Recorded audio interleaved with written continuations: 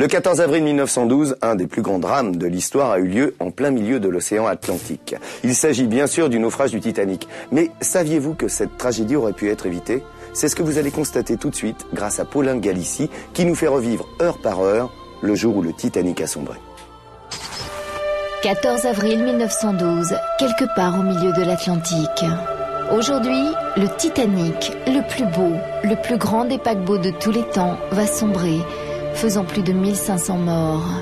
Retour sur l'une des nuits les plus tristement célèbres de l'histoire. 4 jours auparavant, le navire, dont les publicités affirment qu'il est insubmersible, a largué les amarres pour la première et pour la dernière fois. Pour son voyage inaugural, le Titanic a quitté Southampton en Angleterre pour rallier New York, avec à son bord plus de 2200 passagers. Chaque personne embarquée sait qu'elle va entrer dans la légende, malheureusement pas pour les raisons qu'elle imagine. 22h ce 14 avril 1912. Cela fait 4 jours que le Titanic est parti. Chacun à bord a trouvé sa vitesse de croisière. Les plus fortunés profitent du luxe de la première classe, tandis que les plus pauvres se contentent d'une 3e classe plus que sommaire. Du côté de la cabine de pilotage, le capitaine Smith fait tourner ses machines à plein régime, en dépit des messages qui lui signalent des glaces flottantes sur sa route. Il ne prend pas la peine de ralentir, une erreur qui sera fatale.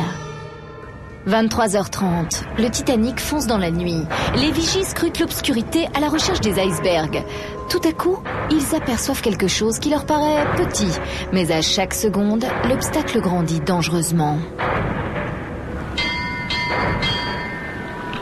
Qu'est-ce qui se passe? Iceberg, droit devant! Par à droite, toutes, chine en arrière, toutes. Faites fermer les portes étanches. Seulement voilà, l'énorme Titanic met 37 secondes à ralentir. Et pendant 37 interminables secondes, il fonce droit sur l'iceberg. Par miracle, à la dernière seconde, le Titanic vire de bord enfin et frôle simplement l'iceberg. Les vigies respirent, les secousses ont été minimes.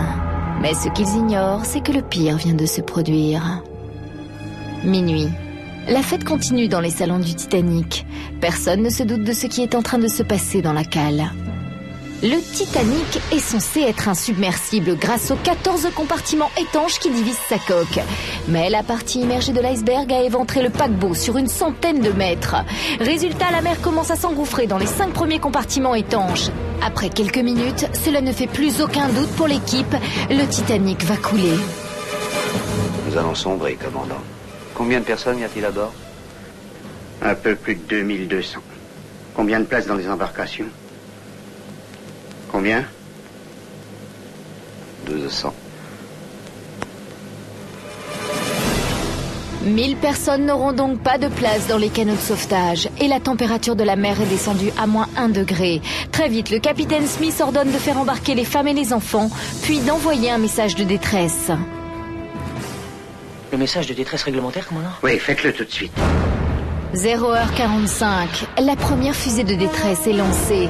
La plupart des 3e classes, les passagers les plus pauvres sont bloqués au fond du navire, y compris les femmes et les enfants. On les a tout simplement oubliés. Pendant ce temps-là, sur les ponts supérieurs, on laisse monter des hommes dans les canots de sauvetage dont certains sont mis à l'eau quasiment vides. S'ils sont en train de le mettre à l'eau, ils pourraient au moins le remplir. Bien. 2h05, la dernière barque s'éloigne. Il n'y a plus aucun moyen de fuir. Pour les passagers restant sur le bateau, c'est la panique. Chacun tente de s'accrocher à ce qu'il peut pour ne pas tomber à l'eau. À ce moment, la proue s'élève, haute comme un immeuble de 25 étages. Le capitaine Smith retourne à son poste pour attendre la fin. 2h18, les lumières du Titanic s'éteignent. Le paquebot se brise en deux et coule en quelques secondes. Des centaines de personnes hurlent dans l'eau glaciale. Pourtant, sur les 20 canots de sauvetage, un seul reviendra chercher des survivants et il le fera trop tard. Seuls 4 naufragés seront repêchés. 4h10. Les canots des 711 survivants du Titanic sont repérés par le Carpathia, arrivé à la rescousse. 3 jours plus tard, ils arrivent à New York, laissant derrière eux 1513 personnes mortes de froid dans les eaux glaciales de l'Atlantique. En 1987, une expédition sous-marine retrouvera les vestiges du paquebot, dont le mégaphone du capitaine Smith. Cette traversée inaugurale du Titanic aurait dû être sa dernière mission avant la retraite, son dernier voyage. Alors comment aurait-il pu s'imaginer périr dans le plus puissant de tous les bateaux du monde? Le Titan, le Titanic.